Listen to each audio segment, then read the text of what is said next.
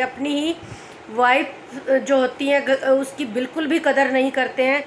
महिला सबसे पहले उठती है, सबके उठने से पहले उठेगी और सबके सो जाने से के बाद बिस्तर पे जाएगी। अपनी बेटी को मालिक बनाओ, उसके एक मकान का मालिक बनाओ, उसको एक मकान लेकर और ससुराल वालों को चाबी सौंपो।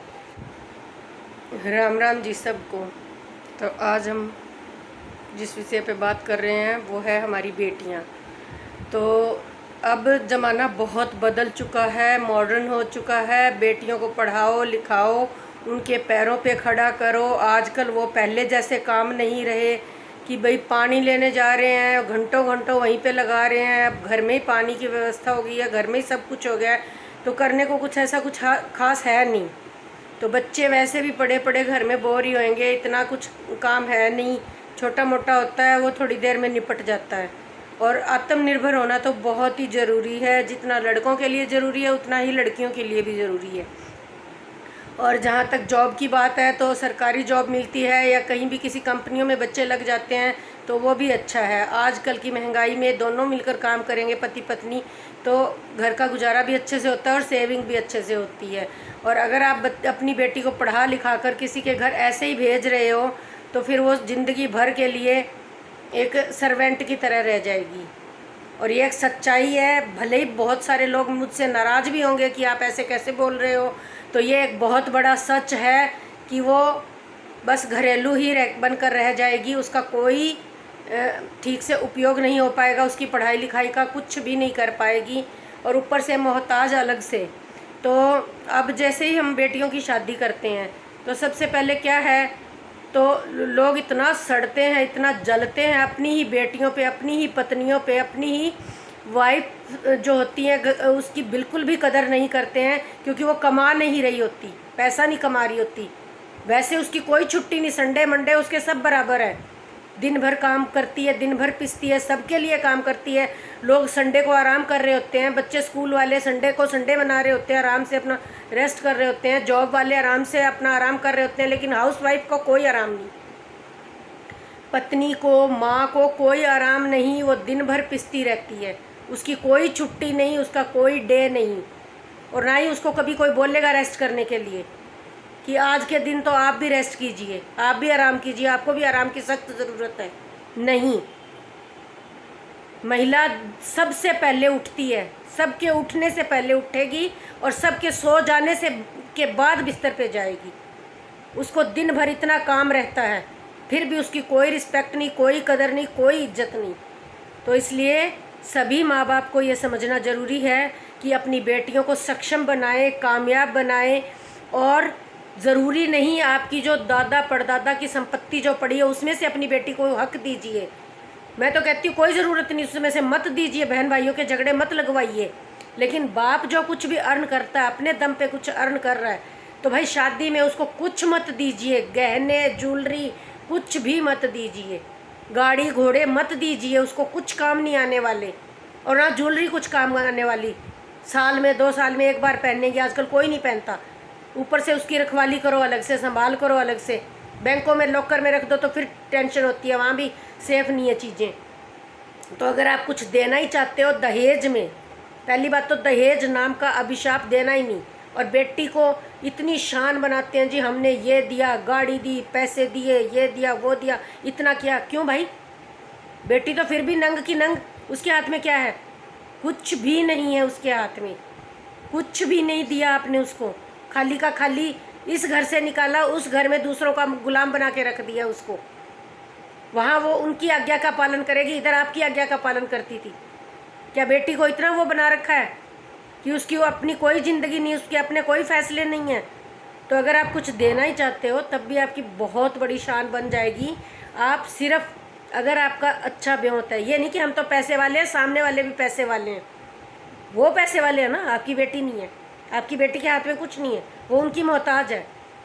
और अगर आपके पास अच्छा सामर्थ्य है, किसी के पास कम है तो वो कम दो, किसी के पास अच्छा सामर्थ्य है तो वो कुछ मत दो, गाड़ी घोड़े ज्वेलरी कुछ भी मत दो। बस बारात का अच्छा खाना पीना करो। और इतने ही वो पैसे वाले हैं तो क्यों आपकी गाड़ी घोड़ा लेने चाहते हैं भाई? क्या उनके घर में गाड़ी नहीं है? वो आपकी ही दी हुई गाड़ी में बैठेंगे। उनके पास कुछ गाड़ी गुड़ी कुछ नहीं है, सोफ़ा फर्नीचर कुछ नहीं है उनके घर में, पहनने को ज्वेलरी नहीं है उन लोगों के पास जो आप गिफ्ट में दे रहे हो उनको। शर्म की बात है। अगर वो सब कुछ ठुकरा रहे हैं और बोल रहे हैं कि हमें कुछ नहीं चाहिए, तो ये तो और भी अच्छी बात है। तो फिर आप क्या करो, अपनी बेटी को मालिक बनाओ, उसके एक मकान का मालिक बनाओ, उसको एक मकान लेकर और ससुराल वालों को चाबी सौंपो कि ये मेरी बेटी का मकान है, हम अपनी बेटी को कन्यादान में दे रहे हैं, ताकि उसको कुछ अर्निंग आती रहे मंथली। वो अपना रेंट पे चढ़ा देगी, उसको किराया आता रहेगा, उसको अर्निंग आती रहेगी, उसके पास पैसा आता रहेगा, वो इधर उधर मुंह नहीं ताकेगी और पैसों के लिए उसको सुनना नहीं पड़ेगा। तो मैं सभी पेरेंट्स से, सभी माँ बाप से यही प्रार्थना करती हूँ कि दहेज में अगर आप कुछ देना ही चाहते हो तो सिर्फ़ और सिर्फ अपनी बेटी को छोटा सा प्लाट या छोटा सा कोई घर दे दीजिए, ताकि उसको कोई ठोकर मार के ये ना कहे कि निकल यहाँ से, ये घर हमारा है। गाड़ी भी दे दोगे तब भी कोई रिस्पेक्ट नहीं होने वाली। हमने बहुत लोगों को सुना है ये कहते हुए, तेरे बाप ने सिर्फ गाड़ी दी है, पेट्रोल तो मैं डलवाता हूँ। फिर क्या करोगे, पेट्रोल के भी भर दिया करना। तो आप ऐसी हरकतें मत करो, अपनी बड़ाई के चक्कर में अपनी बेटी की ज़िंदगी को झंड मत बनाइए।